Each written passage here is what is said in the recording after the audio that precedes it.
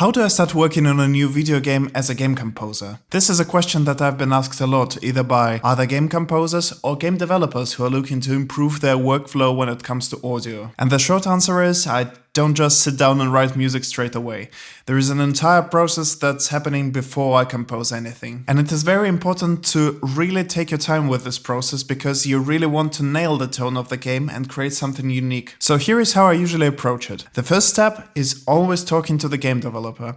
And it sounds obvious, but there is a bit more nuance to it. As a composer, I've had situations when developers reached out to me and told me, well, we have this project and we want one battle track in style of The Witcher 3. That's pretty much all the information they give me. And while of course I can replicate the sound of a certain video game, I think that's not what it's all about. I think that making a reference list and then making the composer replicate the sound of the games that you've chosen takes away from the identity of the game. And this is pretty much what a soundtrack is. It's a part of identity of your game, and you really have to take time to discover what this identity is. Of course, there are also situations when developers are extremely excited about their project and they start talking about their project. Personally, I love seeing that. I love working with passionate people.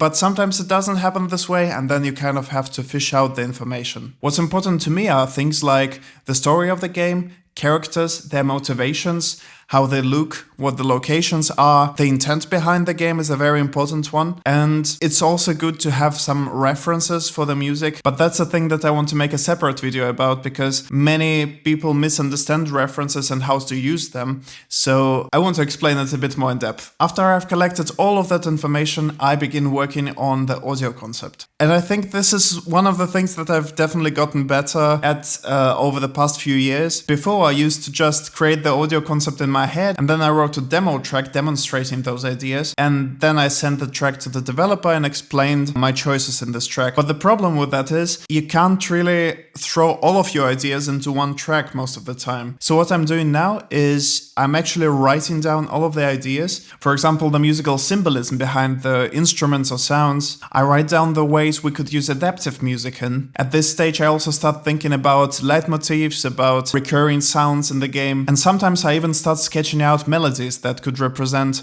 certain characters, locations, or parts of the story. And only then, when I have the entire audio concept, I start writing a demo track. It can either be a separate track that I've just written to demonstrate the ideas, or maybe it's already a track on the set list. Creating an audio concept is another thing that I really want to make a separate video about because there are just so many things that you have to consider that I don't really want to put it into one short video, but rather go in depth. And after we've done all of that, after we've established the sound, after it's been approved by the developers, this is where the real work begins and I can actually start working on the soundtrack. Of course, every now and then you will have deviations from your audio concept. I am a believer that you have to test things as many times as possible just to figure out what actually works. Some things just sound good in theory, but when you put them to practice, they quickly show you their mistakes. And then it's my expertise as a game composer to decide whether or not I should leave something in the soundtrack or maybe replace it with something else. So that's it from me for today in this short video.